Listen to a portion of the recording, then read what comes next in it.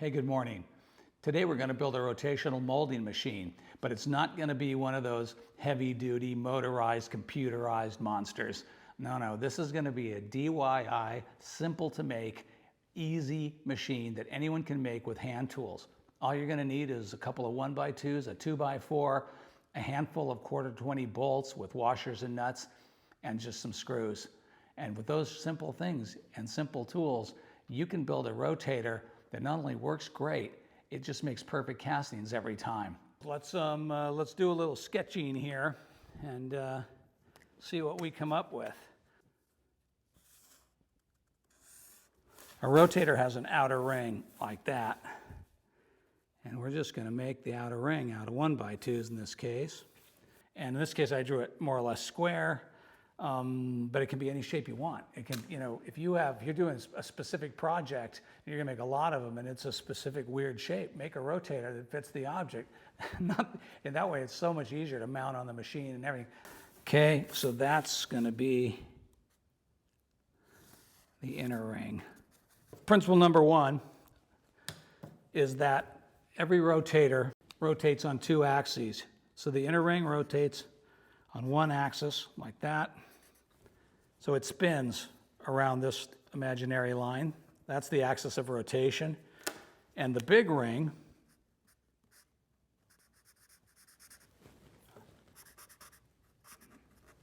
I drew it wrong.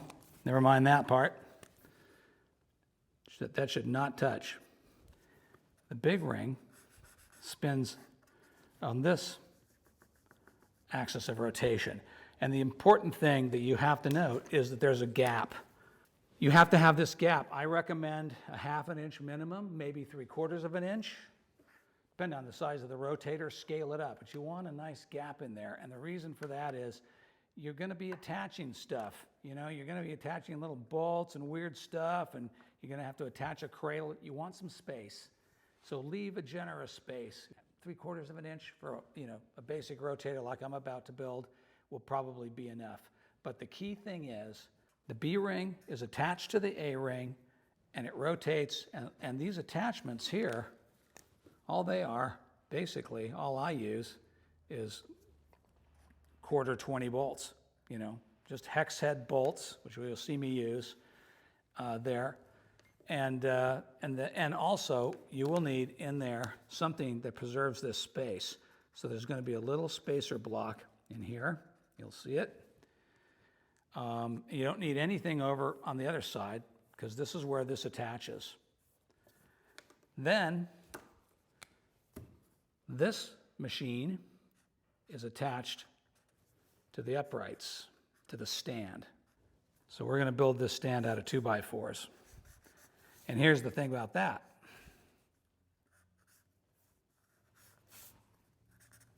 And here is the table surface, or the bench surface, or whatever. We'll talk about that in a minute. Here's the thing about this. You want a decent gap in here, and you want a nice gap underneath. So you want gappage, you want airflow around there. You don't want your base too tight. You just don't, and I'll tell you why. Because in order to balance this machine, you're going to attach, you might attach a C-clamp, you might have to attach weights. You just have to attach stuff to the ring, and you want lots of working room. And also, when you have a big mold shape in it and it rotates, you don't want to have any clearance issues anywhere. Leave lots of clearance. Just leave yourself, several, on the sides, an inch or 2 inches at least of clearance. On the bottom, 3-4 inches, maybe more of clearance. It'll just work better for you. You can put the entire thing, obviously, on a base. Like you can mount it to a sheet of plywood. This is my beautiful drawing of a sheet of plywood. You could do that. That's basically all a rotator is. It's 2 rings of wood, one rotating on the stand and the inner ring rotating on the outer ring.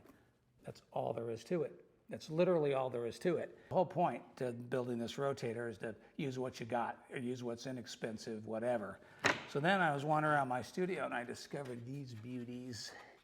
Now this was built for some other project a long time ago, and these things have been laying around my shop for a long time, and I spied them and I said, those things are just built to be rotator rails. I mean, they are just perfect rotator rings because they're already full of holes. They're nice and rigid. They're super light. Made of, I just made these out of 1/2-inch ply. So you get the idea. You can make a rotator out of anything you got laying around. You can make the entire thing out of 1/2-inch plywood and just laminate elbow like strips like this together. So we're going to use these because I just can't resist and because it saved me a lot of time. You're going to need to drill a bunch of holes. These are 3/8 inch or about 9mm holes all throughout, and those are just very flexible, very useful attachment points for when you need to attach the cradle to the inner ring. So this is for the B ring. They're a little heavy duty. I could make a pretty good size rotator out of this, and I might scale up my thought on my rotator and make a nice size one just because I have these parts. So like I said, there's no particular design to these things. You design them the way you need them.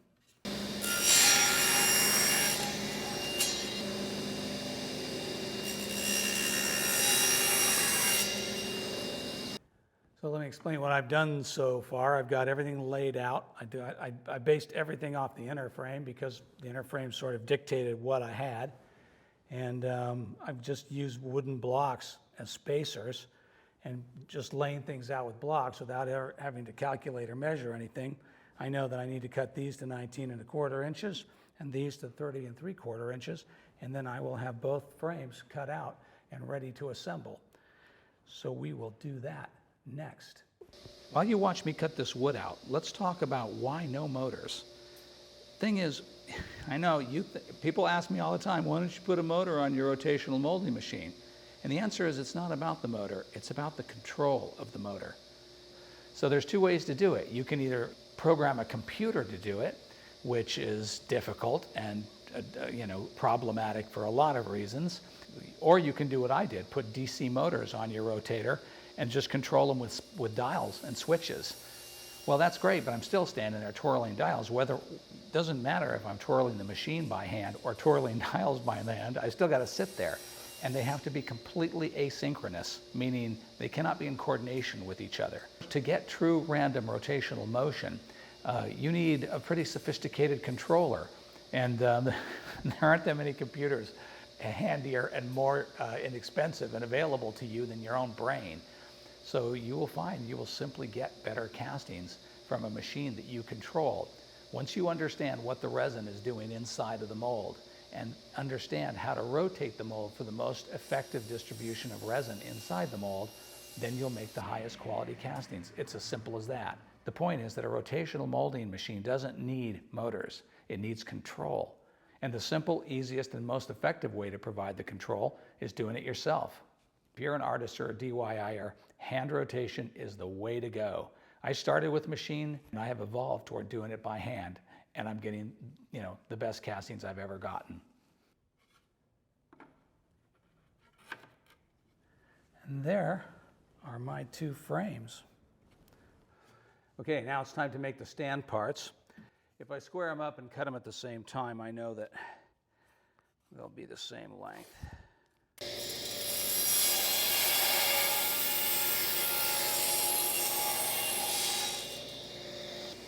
There's our uprights.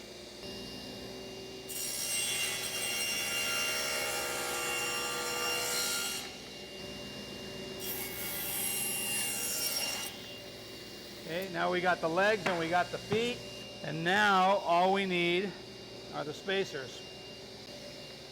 Let's make those 2 inches.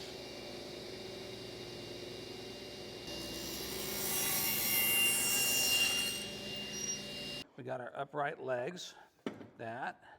This is going to be our bearing block at the top, like that. And these are going to be our happy feet, like that. And there are our beautiful legs, ready to go.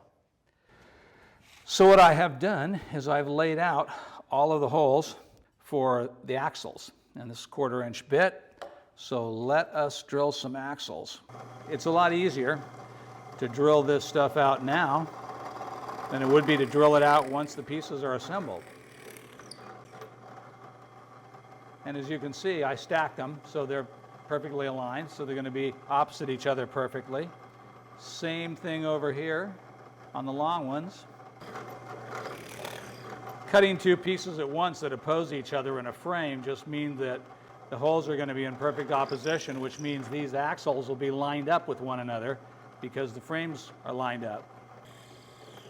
Okay, beautiful. And I have a little piece of waste scrap underneath. Boy, that Douglas fir, look at it make that bit want to wander. I really want that to drill straight.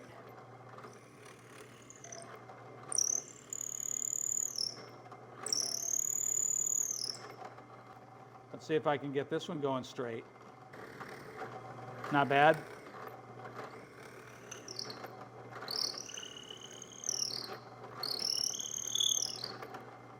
All right, so those are done. And what we're going to do here is cut some pilot holes for some screws. And let's just punch in some pilot holes. Okay, got those.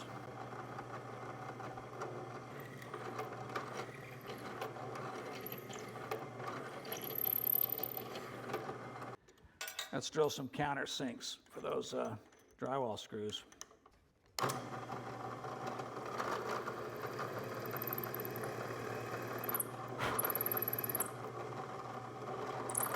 So it'll just help to keep the wood from splitting when I put those drywall screws in there.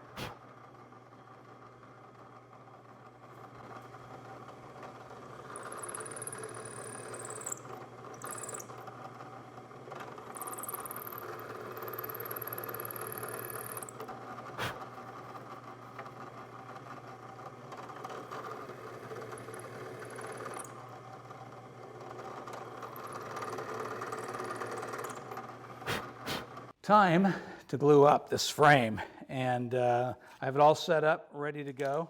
You notice one little trick that I did was I have the clamps set up, opened up to just the right amount so that I don't have to struggle with the clamp. When it's time to put the clamp on, it's ready to go. It's open to the right size.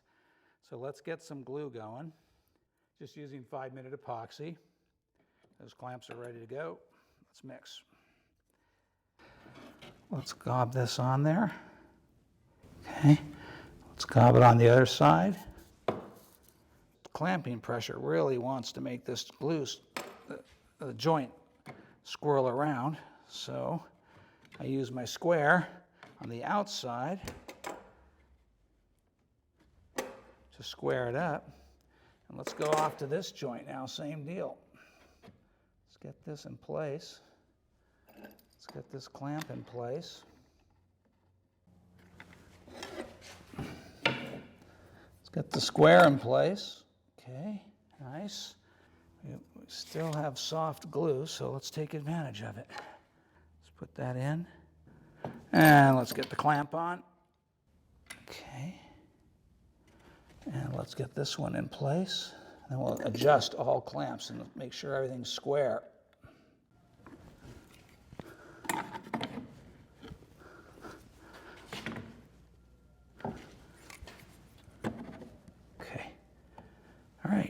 Square enough. What we're going to do now is we're going to glue up the stand. And we're just going to do a very, very simple glue up. Single clamp is going to do it. Just get it into position. Put the pressure on. All right. That's that one. Let's do the same thing on the other side. Get some glue going. Now I'm gluing here into end grain.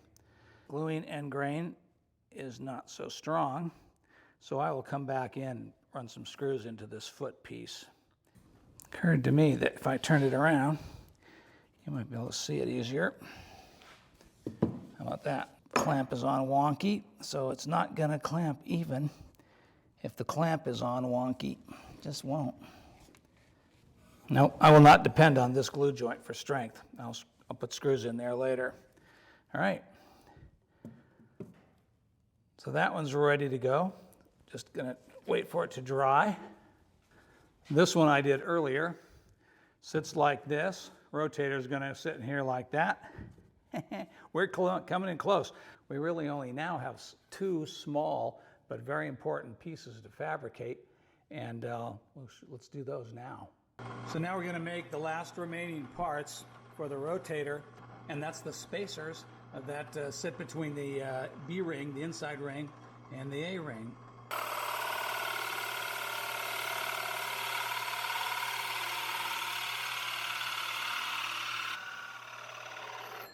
Beautiful. That cut very nice. Okay, make another one and we're ready to go.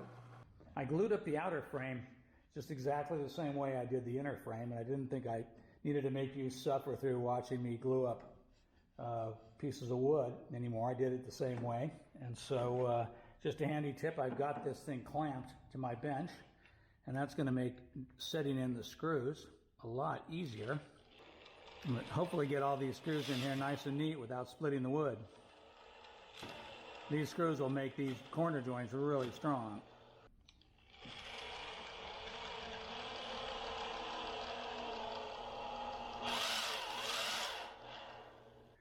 Work perfectly, and those will be nice strong joints at those corners.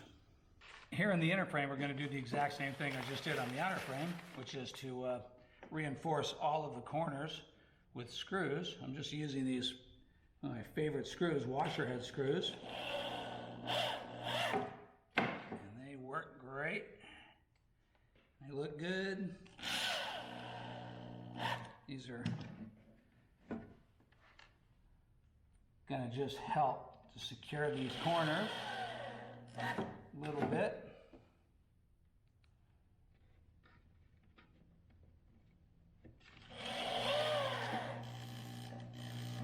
That'll be perfect.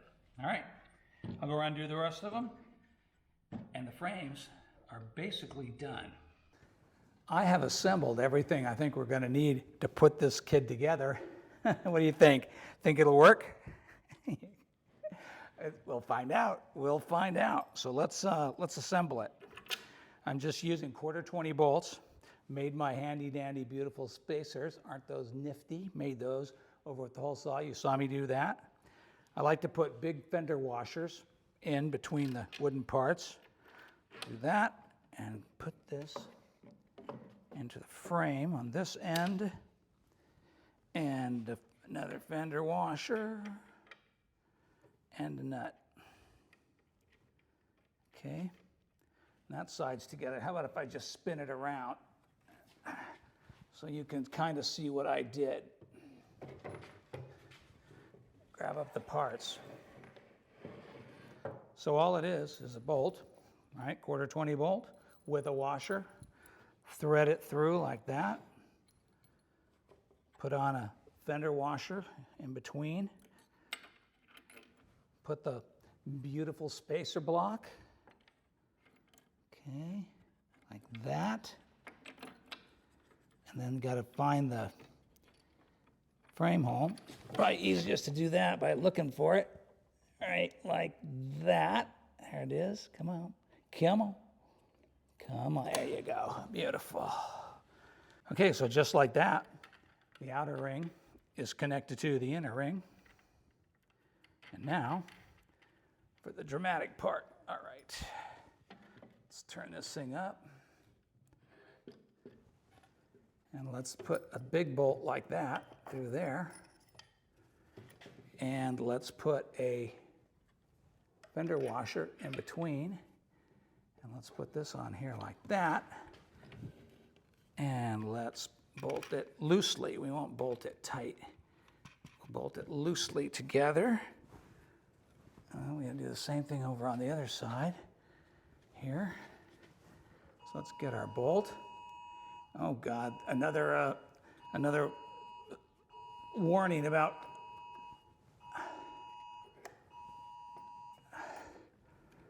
Okay, so we thread this in like that. Put that in there like that. Oh, forgot to put the washer in. Don't forget the washer. Put the washer in. Put that. Put that. And now the last nut. Now, when I final assemble this piece, I'm going to, and then I got to get the legs positioned right, not the right distance apart. And what I do, I like to just clamp them to my bench. This is why I don't build a fancy base. And the reason I don't build a fancy base is that I want to be able to take the thing apart and store it and move it and do stuff like that easily. So I just do it like this. Now, if you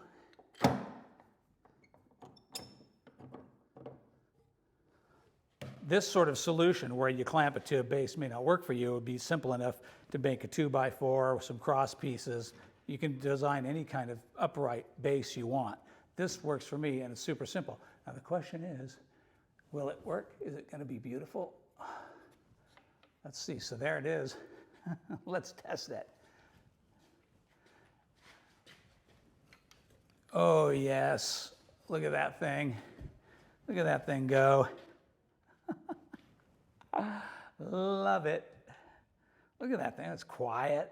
It's speedy. Oh, it's smooth. It's smooth. Okay, see how simple that was? Now I admit, a fancier inner ring because I had these parts. But this could have just as well been 1x2, just like this. Couple of 8-foot lengths of 1x2, one 8-foot 2x4, and you're in business. And you can build a rotator. I mean, this is just happened to be the size that my wood fit. Couldn't be more pleased. Thing works like a champ. And it costs very, very little to build, very easy to build, and it works just great. Thanks for watching. I hope you got something out of it, and I hope you liked it. And if you did, hit that like button because it really, really does help the channel. Welcome to all my new subscribers because we're still adding a lot of subscribers every week, and I'm just thrilled that you're here. And don't forget, if you have a project, something you'd like to, maybe I could do on the channel, here on the channel, let me know. Or if you just have ideas and things you'd like to see, questions, anything, just hit me up in the comments below. And I love hearing from all of you, and I'll try to answer every comment I get.